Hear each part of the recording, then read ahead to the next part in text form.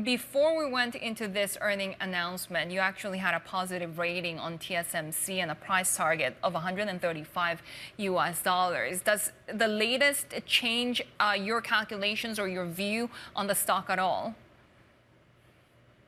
Thanks for having me on the program. No, it doesn't change our view. We actually lowered our estimates last week, anticipating a slower recovery, but perhaps their guide was worse than expected. Keep in mind, we are at the bottom of the cycle. The first half of this year was all about a very significant inventory correction. The second half is all about customers trying to manage inventories. For TSMC specifically, they benefit from a new product ramp, especially with AI. It's just that the recovery outside of AI is a lot slower, but it doesn't change our view. Earnings are bottoming, and we expect an acceleration in earning growth into next year. We have just gotten South Korea's latest chip export numbers as well for the first 20 days of this month, and it's a fall of more than 35% year on year. So when can we expect the broader industry to really bottom out, and what does that mean for TSMC?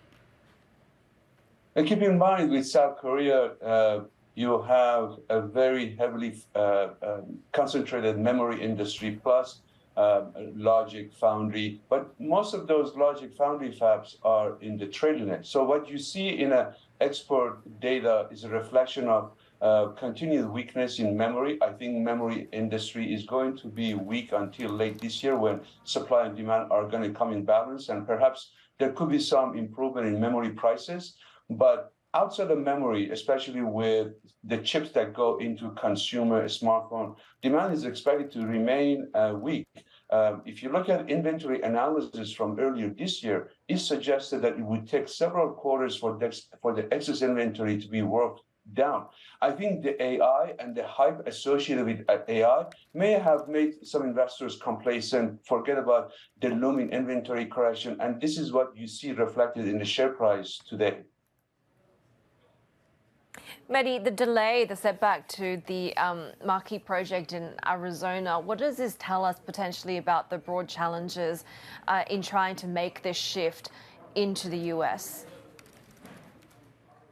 So there are two things that are not that clear in the headline. First, the subsidies in the US CHIPS Act tax credit incentive are still haven't been worked out after a year or two of the CHIPS Act passing.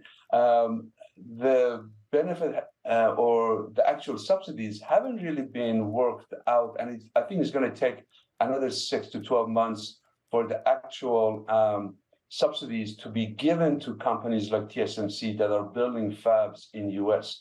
There is also TSMC talks about fab readiness, but when it comes to some of the equipment, especially on the lithography, there is a change in platform, and some of the upgraded platform will not be available until next year. So I think, to me, the fab readiness or a delay is more complicated. It has to do with subsidies. The cost difference between the US and Taiwan is still great, but the subsidies are going to narrow that, and subsidies are not available yet, and also some technical aspect that has to do with the specific equipment type.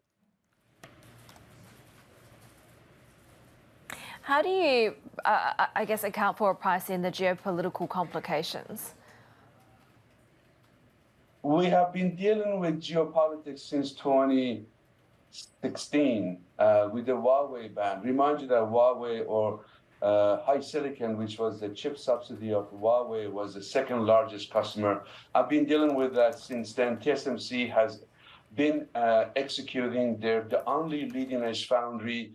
Companies around the globe need TSMC.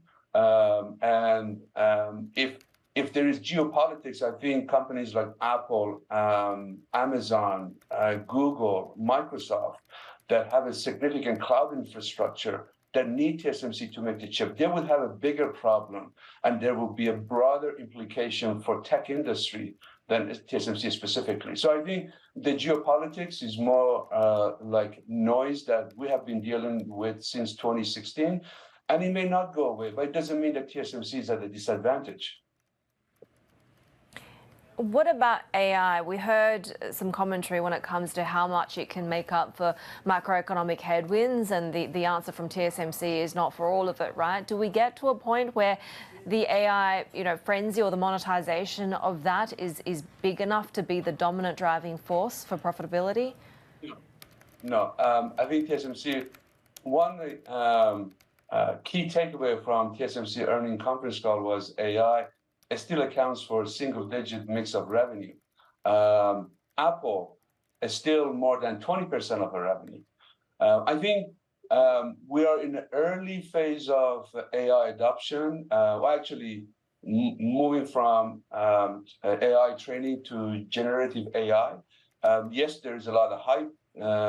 Every headline has an AI associated, but the actual impact to tech and semiconductor industry and TSMC specifically is going to take some time. We're going through that. But one fact remains unchanged.